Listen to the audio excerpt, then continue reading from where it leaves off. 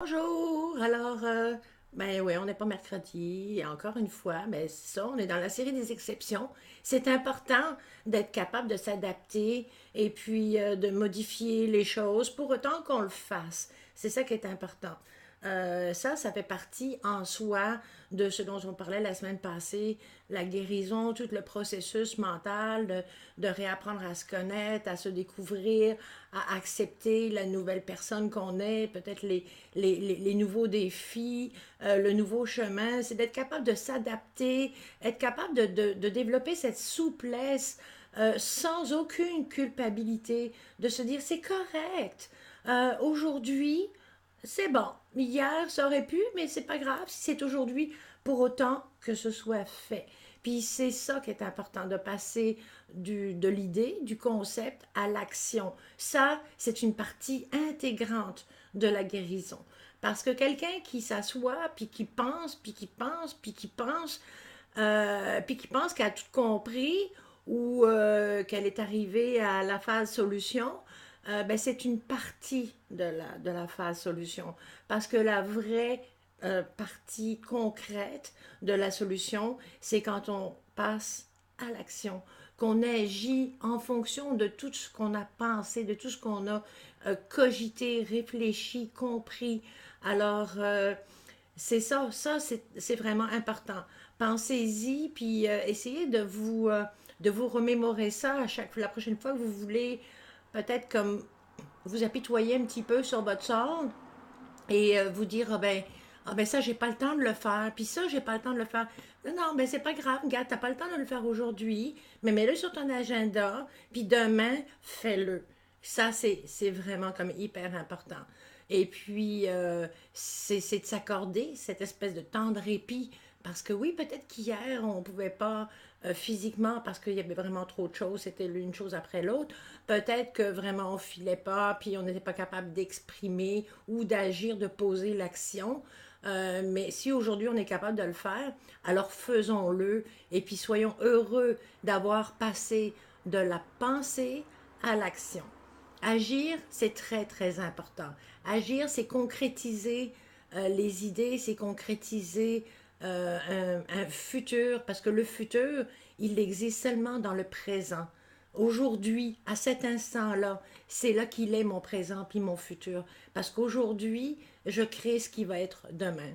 Mais si aujourd'hui je ne crée pas ce qui va être demain, demain n'existe pas. Alors c'est important de comprendre ça, cette notion-là. Donc j'ai embarqué d'emblée dans le sujet, mais en fait, au départ, je m'étais dit je voudrais parler de l'expression parce que j'ai eu une discussion avec une fille qui me disait waouh, c'est le fun, comment tu peux parler de ton cancer. Déjà, j'ai repris le ton parce que c'était comme pas vraiment intéressant. Mais c'est le fun que tu sois capable d'en parler puis de partager ça. Ben oui, non seulement je suis capable d'en parler, j'ai envie d'en parler. Puis c'est vrai qu'il y en a peut-être qui vont trouver ça fatigant, mais j'en parle tout le temps parce que c'est important de mettre ça sur la table. Il y a quelques années, il y a 15 ans, quand j'ai eu le premier cancer, on n'en parlait pas beaucoup. Puis c'était vraiment comme la grosse peur de tout le monde. Tout le monde en avait peur. Ça, là, c'était comme la peur la plus complète. Mais personne n'en parlait parce que c'était comme si d'en parler, tu vas l'attraper.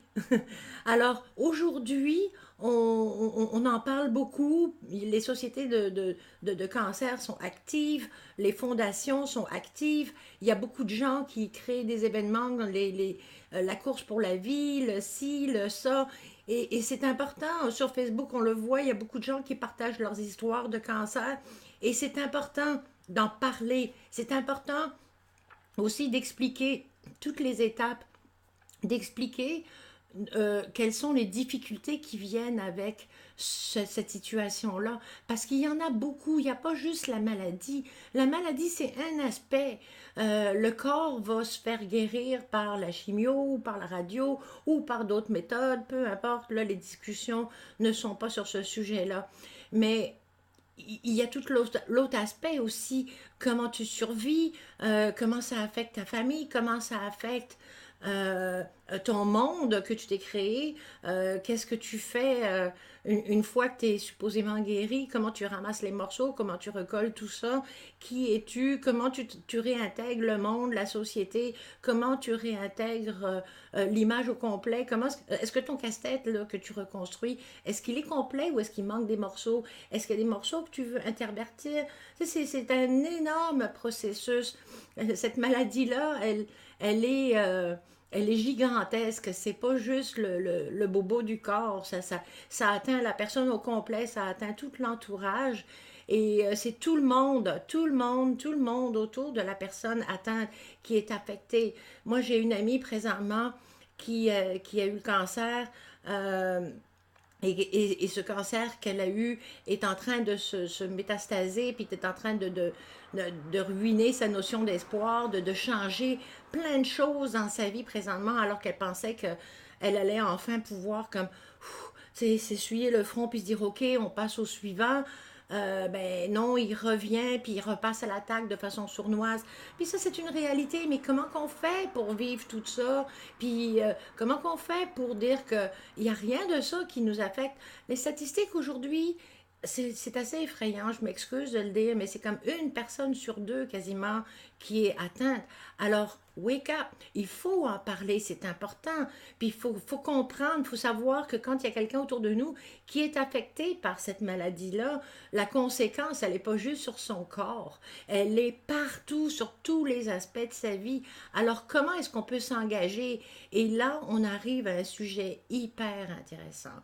Que ce soit pour la personne qui est atteinte ou pour les personnes qui sont autour ou pour les personnes qui sont vraiment à la périphérie beaucoup plus large.